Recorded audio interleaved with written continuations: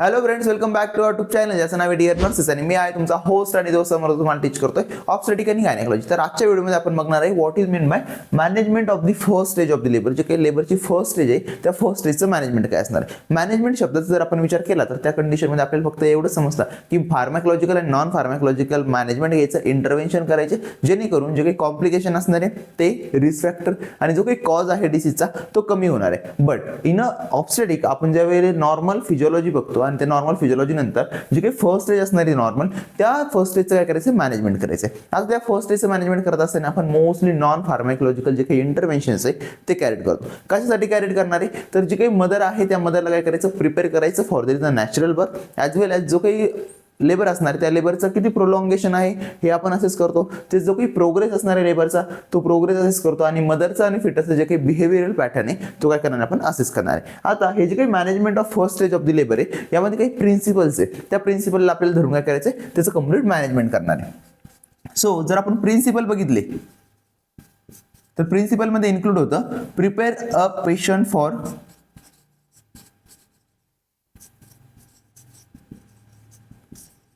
Natural labour. जी काही process आहे लेबरची त्या लेबरच्या प्रोसेसमध्ये काय करायचं आहे, नॅचरल लेबर प्रोसेसला काय करायचं आहे, प्रमोट करायचं आहे. ॲज वेल ॲज तिचं काय करायचं, त्या मदरला प्रिपरेशन करायचं त्या मदरचं, म्हणजे जेणेकरून काय होणार आहे, ती मदर नॅचरल काय करणार आहे, बर्थ देणार आहे. म्हणजेच जे काही आर्टिफिशियल इंटरव्हेन्शन्स आहे हे आर्टिफिशियल इंटरव्हेन्शन एकदम मिनिमल रेंजमध्ये किंवा न घ्यायचे, जेणेकरून काय होणार नाही, जे काही कॉम्प्लिकेशन्स हे कॉम्प्लिकेशन मदरला किंवा त्या फिटसला डेव्हलप होणार नाही. म्हणून काय करतो आपण, जी काही मदर आहे त्या मदरला काय करतो आपण, प्रिपेअर करतो, टीच करतो, एक्सप्लेन करतो, जेणेकरून मदर काय होणार आहे, जी काही second stage of the labour आहे as well as third stage of the labour त्यासाठी काय होणार आहे, प्रिपेअर होणार आहे आणि नॅचरल बर्थ काय करणार आहे, गिव्ह करणार आहे बेबीला. देन नेक्स्ट म्हणजे काही प्रिन्सिपल आहे ते जर आपण बघितलं तर ते असणार आहे मॉनिटरिंग प्रोग्रेस ऑफ लेबर. जो काही लेबर आहे या लेबरचं काय करायचा, प्रोग्रेस मॉनिटर करायचा, प्रोग्रेस ऑफ लेबर. आता लेबरचा प्रोग्रेस म्हणजे काय, लेबरच्या प्रोग्रेसमध्ये जो काही फिटस आहे त्या फिटसचं डिसेंड डाऊन कसं आहे ते बघणार आहे. त्याच्यानंतर जे काही ड्युरेशन असणार आहे ते duration, interval of the contraction आणि रिट्रॅक्शन जे काही असणार आहे ते आपण चेक करतो. Then maternal behaviour. Maternal behaviour म्हणजे जो काही लेबरची प्रोसेस आहे या लेबरच्या प्रोसेसमध्ये जे काही मदरचं बिहेवियर असणार आहे रिगार्डिंग कशाचा, तर regarding there is a labour process ते आपण चेक करतो. ॲज वेल ॲज जे काही फिटसचं बिहेवियर असणार आहे ते फिटल बिहेवियर पण आपण काय करणार आहे, चेक करणार. आता फिटल बिहेवियरमध्ये काय येणार आहे, तर जो काही फिटसचं डिसेंड डाऊन असणार आहे ॲज वेल ॲज जे काही मेकॅनिझम असणार आहे फिटलचं ते मेकॅनिझम काय करतो आपण, चेक करतो. आणि ते चेक केल्यानंतर ते काय करायचं, मॉनिटर करायचं properly for their is a जे काही नॅचरल बर्थ असणार आहे त्या नॅचरल बर्थसाठी किंवा जे काही नॅचरल लेबर आहे त्या नॅचरल लेबरसाठी. देन नेक्स्ट वन आपण राईट करतो मॅनेजमेंट ऑफ लेबर. आता मॅनेजमेंट ऑफ लेबरचा जर विचार केला यामध्ये काय करणार आपण, जे की नॉन फार्मॅकोलॉजिकल इंटरव्हेन्शन्स आहे हे नॉन फार्मॅकोलॉजिकल इंटरव्हेन्शन्स घेतो. याच्यामध्ये भरपूर सारे इंटरव्हेन्शन्स आहे. हे एका निमोनिकने काय करायचं लक्षात ठेवायचं. आता निमोनिक काय आहे तर सिंपल त्याचा निमोनिक असणार आहे केअर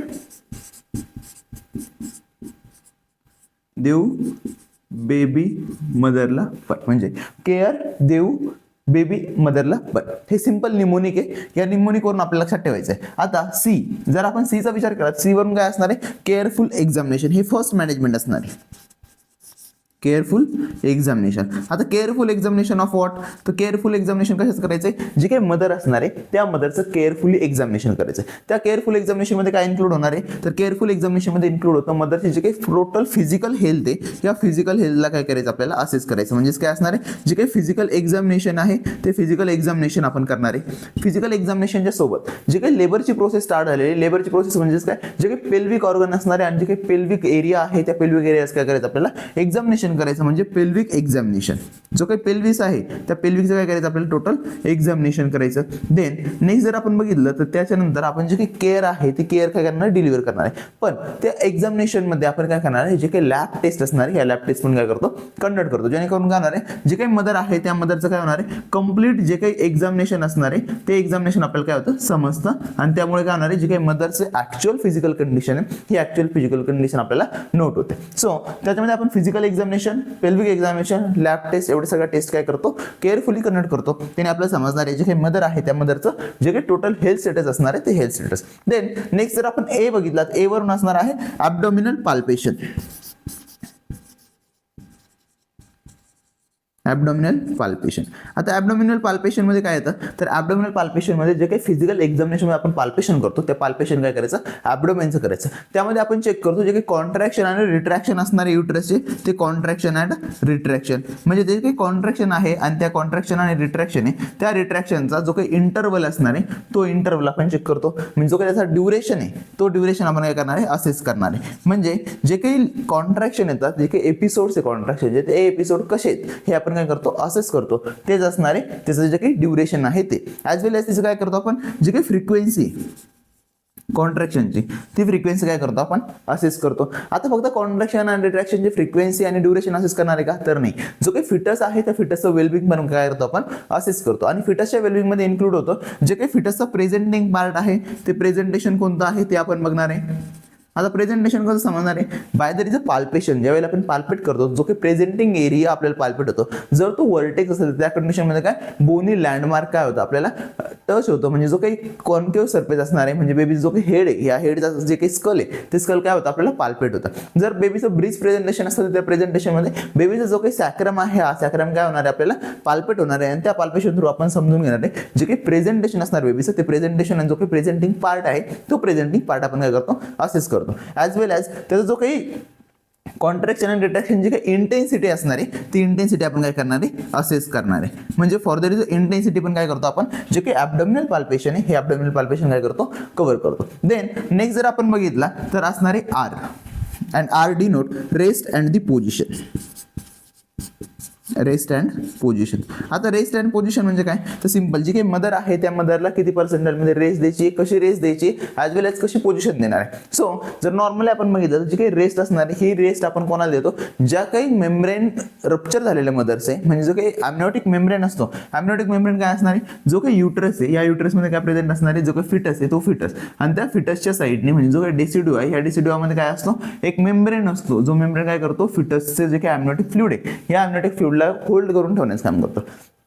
हे मेम्ब्रेन जर टोटली इंटॅक्ट असेल तर त्या कंडिशनमध्ये मदरला आपण रेस्ट प्रिस्क्राईब करत नाही किंवा ॲडवाइस करत नाही. कारण जे काही मदर आहे, या मदरमध्ये प्रोलॉंगेशन ऑफ द लेबर होण्याचे चान्सेस इन्क्रीज होऊ शकतात. म्हणून काय करायचं, जर मेम्ब्रेन इंटॅक्ट असेल तर त्या कंडिशनमध्ये त्या मदरला काय करायचं सांगायचं, ॲम्ब्युलेशन करायला सांगायचं. ॲम्ब्युलेशन इट मीन्स मुवमेंट किंवा वॉकिंग. आता ॲम्ब्युलेशनमध्ये काय होणार आहे, मदर मूव्ह करणार आहे, आणि मदर ज्या वेळेला मूव्ह करणार आहे त्यावेळेला हे जे काही ॲम्निओटिक सॅक असणार आहे, ही ॲम्निओटिक सॅक ॲज वेल ॲज जो काही फिटस आहे, त्या फिटसचा काय होणार आहे, डिसेंड डाऊन होणार आहे. म्हणजे फॉर फायदर इज फॅलिसिटेटिंग डिसेंड, जे काही डिसेंड असणार आहे, या डिसेंडसाठी आपण काय करतो, मदरला ॲम्ब्युलेशन सांगतो. ॲज वेल ॲज जर डिसेंड डाऊन होत असेल तर जो काही लेबरचा टायमिंग असणार आहे, ड्युरेशन ऑफ लेबर काय होणार आहे, रिड्यूस होणार आहे. ड्युरेशन ऑफ लेबर रिड्यूस होतो. आणि ड्युरेशन ऑफ लेबर जर रिड्यूस होत असणार आहे तर फर्स्ट स्टेज कशी होणार आहे, लवकरात लवकर कंप्लीट होणार आहे, आणि जे काही लेबर असणार आहे ते काय होतं, फॅलिसिटेट होतं. आणि फॉर दॅट फॅलिसिटेशन आपण काय करणार आहे, मदरला ॲम्ब्युलेशन ॲडवाइस करणार. देन जर ते मेम्ब्रेन रप्चर असेल, म्हणजे मेम्ब्रेन काय झालेलं आहे, रप्चर झालेलं आहे, आणि तिथून जे काही 4 वॉटरचं जे काही फ्लुइड आहे, हे फ्लुइड काय झालं, वॉइड आउट झालं, त्या कंडिशनमध्ये मदरला आपण काय करतो, एक सिंपल पोझिशन देतो. म्हणजेच काय करायला होतो, रेस्ट करायला होतो. आणि त्या रेस्टमध्ये एक पोझिशन देणार, कोणतीही एनी कम्फर्टेबल पोझिशन मदरला काय करतो आपण, ॲडवाइस करतो. म्हणजे एनी कम्फर्टेबल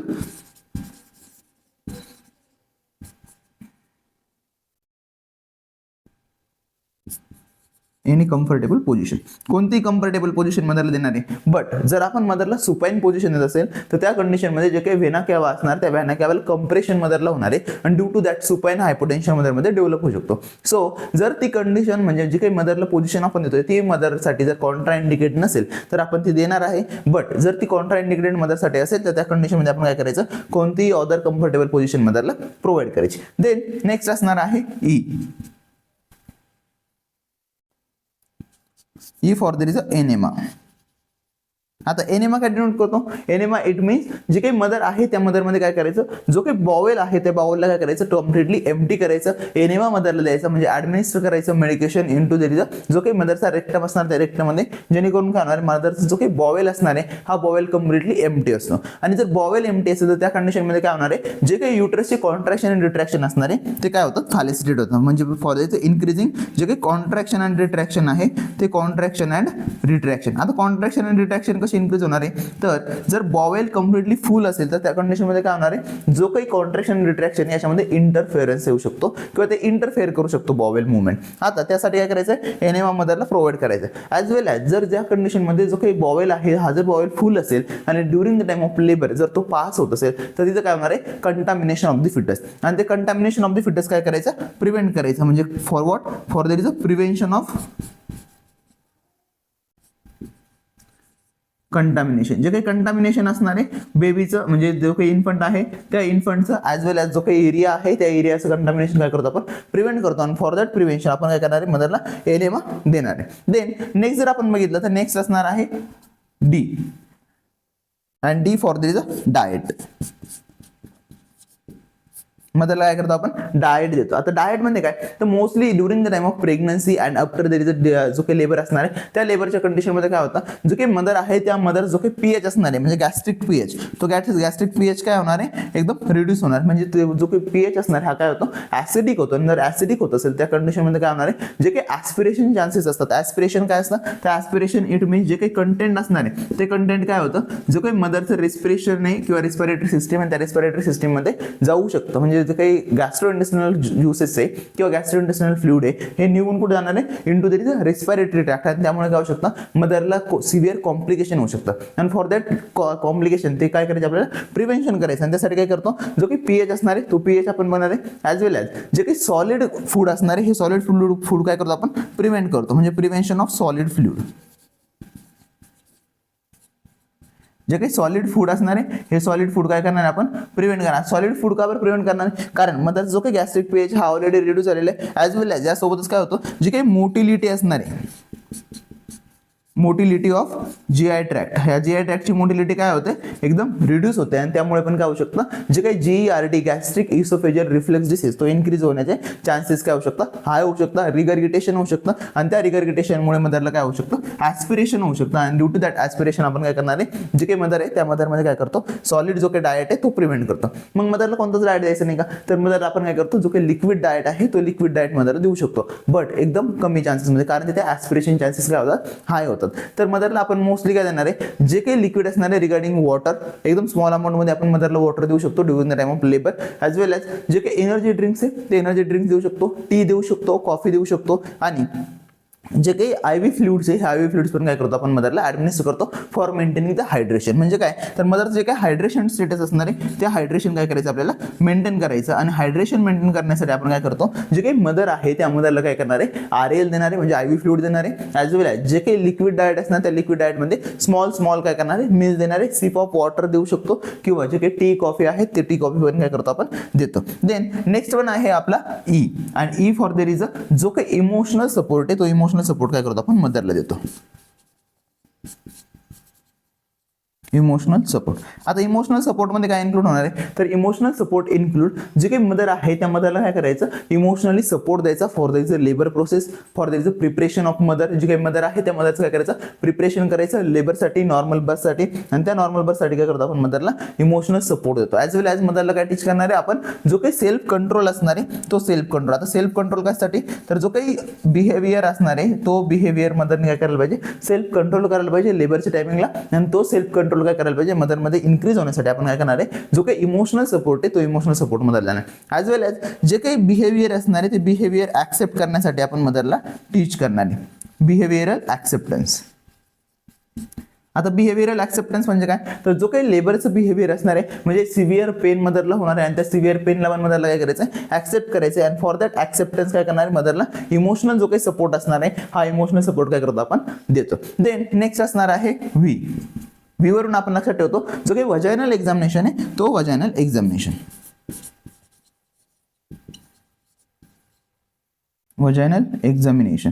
आता वजायनल एक्झामिनेशन कसं करणार आहे, तर वजायनल एक्झामिनेशन आपल्याला करताना कम्प्लिटली ते असेप्टिक टेक्निक्सने करायचं आहे. विथ द हेल्प ऑफ जे काही फिंगर्स आहे त्या फिंगर्सवर काय करतो आपण वजायनल एक्झामिनेशन करतो. आता वजायनल एक्झामिनेशन करणार कशासाठी, तर वजायनल एक्झामिनेशनमध्ये इन्क्लूड होतो जो काही आपला डायलेटेशन ऑफ द सर्व्हिक्स आहे तो डायलेटेशन किती पर्सेंटाइलमध्ये झालेला आहे. आता डायलेटेशन आपण कसं असेस करणार, with the help of fingers. त्या फिंगर्सचं इन्सर्शन किती आहे त्याच्यावरून काय करतो आपण वजायनल एक्झामिनेशन असेस करतो. टोटल फुल्ली वजायना डायलेट झालेला आहे म्हणजे जो काही आपला सर्व्हिक्स आहे तो सर्व्हिक्स डायलेट झालेला आहे किंवा नाही हे काय करणार आहे, असेस करणार आहे. ॲज वेल ॲज जो काही बर्थ कॅनल आहे त्या बर्थ कॅनलचं प्रिपरेशन टोटल झालेलं आहे की नाही हे आपण असेस करणार आहे. देन जो काही फिटसचा प्रेझेंटिंग पार्ट आहे तो प्रेझेंटिंग पार्ट, फिटल हेडचा पार्ट, जो काही पेल्विस आहे त्या पेल्विक स्टेशनमध्ये आलेला आहे की नाही किंवा एंगेज झालेला आहे की नाही हे आपण असेस करणार आहे. देन जे काही मेम्ब्रेन आहे त्या मेम्ब्रेनचं रप्चर झालेलं आहे किंवा नाही आहे हे आपण काय करतो, असेस करतो. आणि जे काही व्हाजायनल फ्लुइड्स असणार आहे किंवा व्हाजायनल जे काही डिस्चार्ज आहे हे डिस्चार्ज किती पर्सेंटाईलमध्ये हे आपण with the help of vaginal examination assess करू शकतो. देन नेक्स्ट वन असणार आहे बी.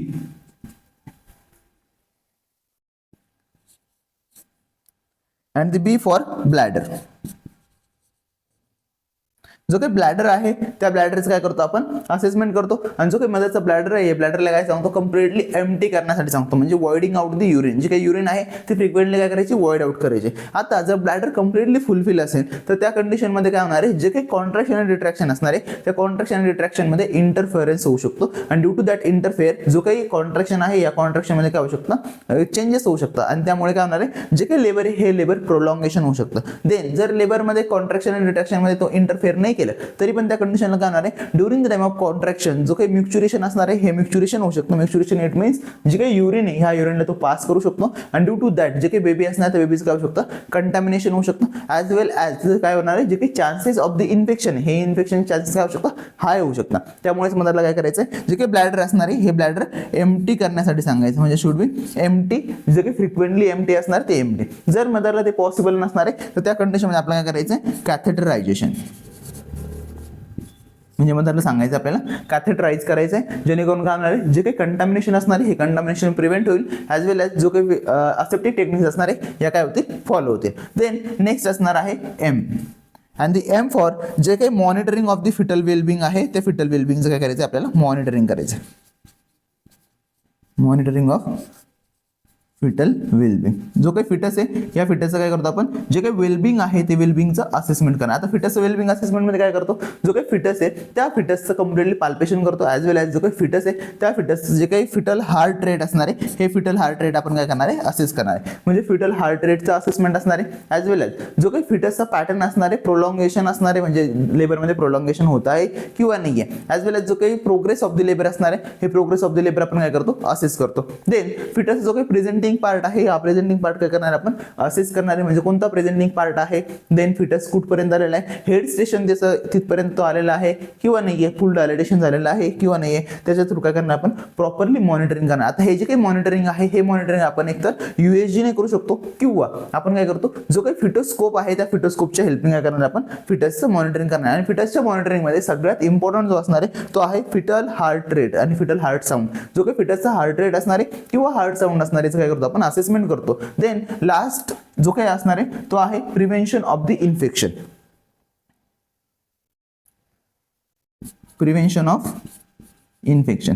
जे काही इन्फेक्शन आहे त्या इन्फेक्शनला काय करायचं, प्रिव्हेंट करायचं. आणि ते काही इन्फेक्शन कसं प्रिव्हेंट होणार आहे, bye there is aseptic techniques. जे काही असेप्टिक टेक्निक्स आहे या असेप्टिक टेक्निक्स काय करायच्या, फॉलो करायच्या. आणि त्या फॉलो केल्यानंतर काय होणार आहे, जे काही प्रिव्हेन्शन होणार आहे इन्फेक्शनचं ते कम्प्लिटली काय होऊ शकतं, वॉइड आउट होऊ शकतं. आणि त्यामुळे जे काही अदर कॉम्प्लिकेशन्स डेव्हलप होणार आहे ते काय होणार आहे, कम्प्लिटली सबसाईड होणार आहे. ॲज वेल ॲज जिथं काय करतो आपण, जे काही इन्फेक्शन प्रिव्हेन्शन आहे या इन्फेक्शन प्रिव्हेन्शनमध्ये जे काही स्टराईल टेक्निक असणार आहे ह्या स्टराईल टेक्निक आपण काय करतो, यूज करतो. डिसइन्फेक्टंट यूज करतो, प्रॉपरली क्लिनिंग करतो. आणि जे काही मदरचा पेरिनियल एरिया असणार आहे हा एरिया काय करायचा, शुड बी प्रॉपरली काय असला पाहिजे, तो क्लीन असला पाहिजे. ॲज वेल ॲज तो काय असला पाहिजे, प्रिपेअर असला पाहिजे, जेणेकरून काय होणार आहे, जे काही इन्फेक्शनचे चान्सेस आहे हे इन्फेक्शन चान्सेस काय होतात, रिड्यूस होतात. देन लास्ट वन असणार आहे there is a preparation of perineal area.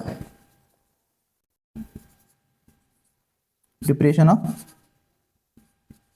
Perennial area. आता प्रिपरेशन ऑफ पेरिनियल एरियामध्ये काय, तर कम्प्लिटली तो एरिया काय पाहिजे, क्लीन पाहिजे, शेव पाहिजे. त्याच्यानंतर तो एरिया काय झाला पाहिजे, बिटाडिनने क्लीन करून घेतलेला गेलं पाहिजे. कारण तिथं काय होणार आहे, जे काही इन्फेक्शन आहे ते इन्फेक्शन ट्रान्समिशन कम्प्लिटली काय होऊ शकतो, वॉइड आउट होऊ शकतं जर तो प्रॉपरली क्लिअर असेल तर. म्हणजे फॉर दॅट ॲब्डोमिनल एक्झामिनेशन असेल, पेरिनियल एक्झामिनेशन असेल, तो एरिया काय पाहिजे, क्लीन पाहिजे. कारण वजानल एक्झामिनेशनमध्ये पण काय होऊ शकतं, जे काही इन्फेक्शन चान्सेस आहे ते इन्क्रीज होऊ शकतं जर तो एरिया कम्प्लिटली क्लिअर नसेल तर. इथं जे काही आपलं management of the first stage of the labour आहे हे कम्प्लिटली संपलेलं.